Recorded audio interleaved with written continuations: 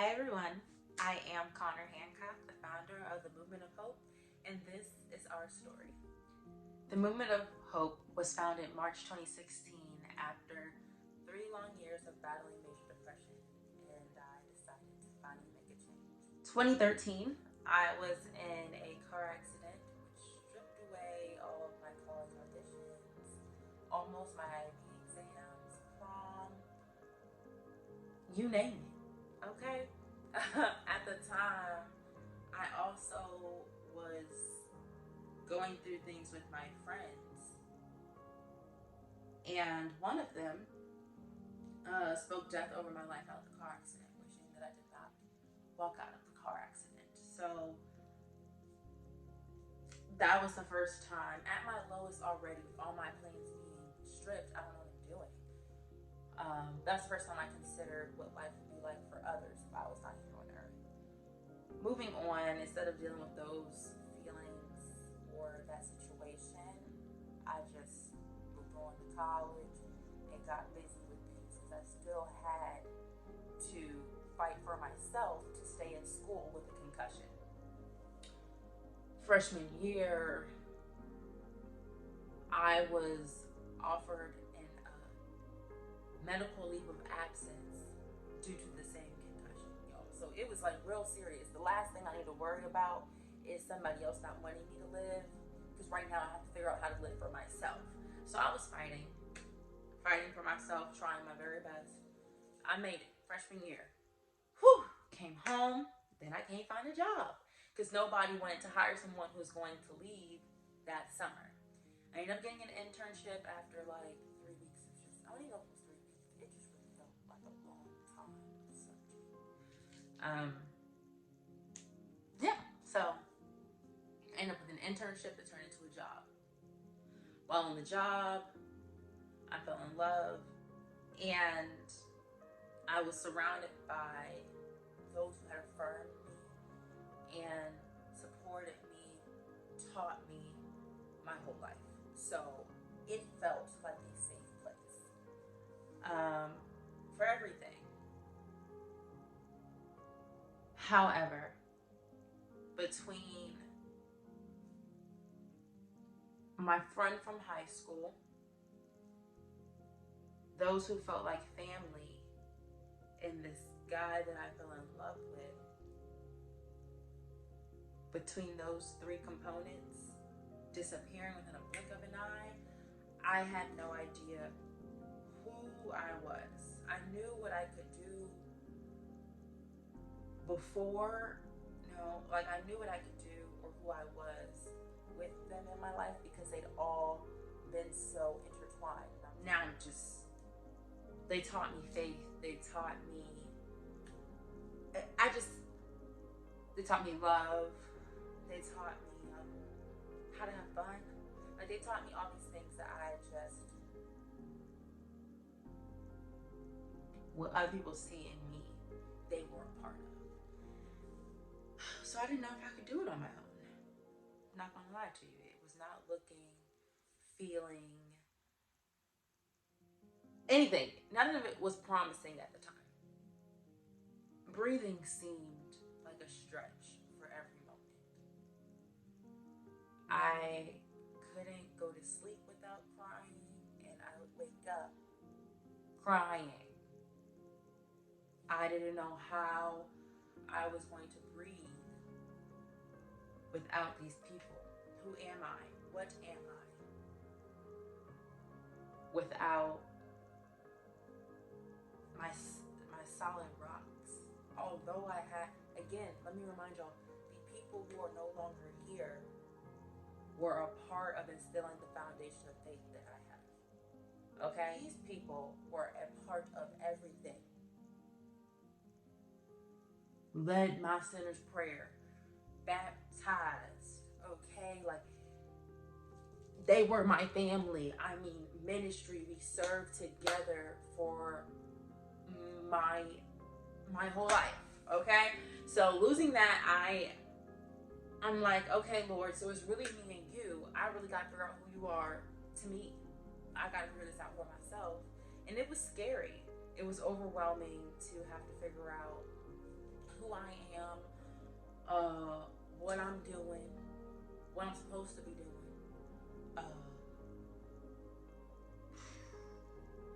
how I'm about to graduate. Like there's so many things going on at one time. And I had mentees who were suicidal, and all I knew was prayer and therapy. I'm not a therapist, but I knew I could pray down, okay? I got you with some prayers. And I can take you on over to get some help. That's all I got. That's all I got. So it was a lot on me, and I wasn't taking care of myself. Hence, further depression. We go into junior year, and I'm barely holding on. Barely holding on. But I'm trying to be optimistic. I was like, all right, well, Lord, we're here. We're here. I could have, been gone in a car accident, but you gave me that. I could have, been kicked out of school freshman year for a concussion. But I'm still here, God. You gave me that. Okay. Sophomore year. Had a lot going on with that relationship. But you pushed me through. I'm still here. Everyone's gone. But I'm still here.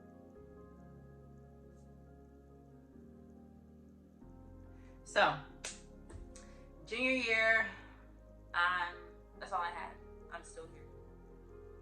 I had goals that could only be achieved in that year, and I was waiting on them.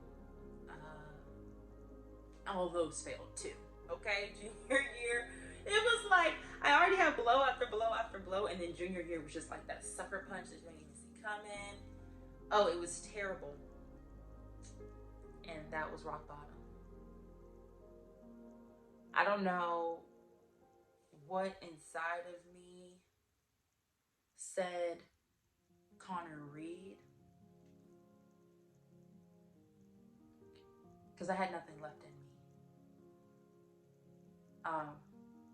So, as I was fighting for my life at this point, I would Google how I was feeling. Like, why can I not get out of the bed? Why can I not eat? So I'm like Googling symptoms, y'all. And I don't know if I tried WebMD that told me I was depressed, or how I got to the American Foundation for Suicide Prevention. I cannot tell you. I cannot. But I knew out of helping others persevere every day, they saw pieces of themselves in me when I was struggling. And they said, Connor, are you depressed? Like this happens to you? Like, what's going on? So from there, I went on to research for myself about mental health awareness and suicide prevention. What can I do to change the narrative for myself? What can I do to change it for others?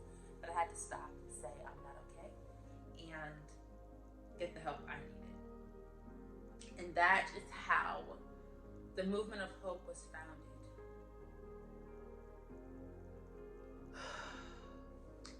The first time I expressed a part of my journey to anyone was in my interview for Miss Kappa Alpha Psi, spring 2016. And I studied all of what I needed to explain how I was feeling, to explain my battle, to explain my fight, and what I was fighting for. And as I talked to the panel of judges, and that was the biggest panel of judges I've ever had to date, but as I was talking to them, it clicked to me, who's going to tell this story if I don't? Who is still living through all of these things to tell the story and save someone else's life? And I couldn't think of who else to support other than myself. And for that reason, I still compete in pageants to advocate for mental health awareness and suicide prevention. I've gone on to be trained in mental health first aid for youth, young adults, and veterans. And we're just getting started.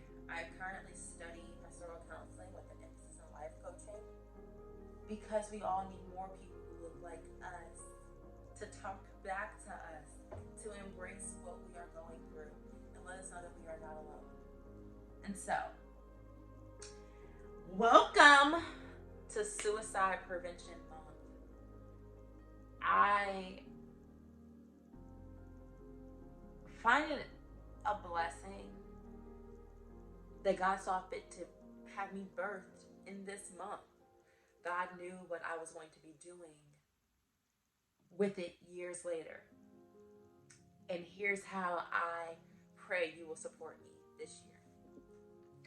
On September 12th, 2020, I am celebrating 25 years of life.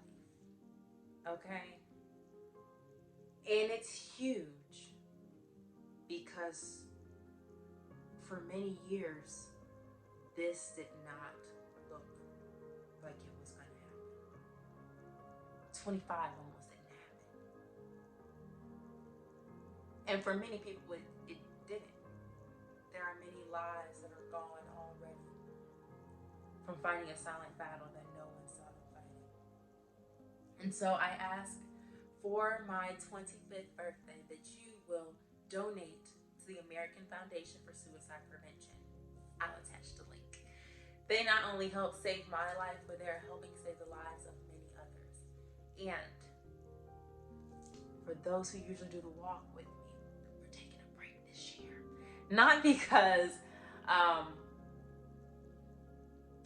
of any other reason besides we're in a pandemic. And I know a lot of people don't feel comfortable walking in such conditions, and I completely understand.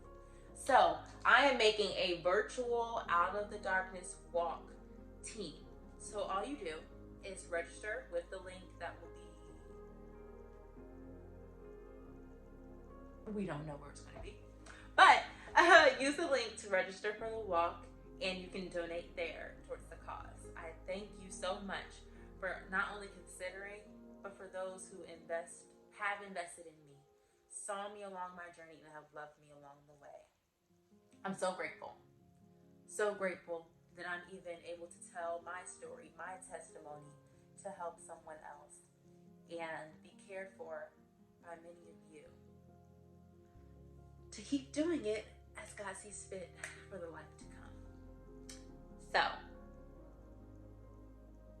that's all for now.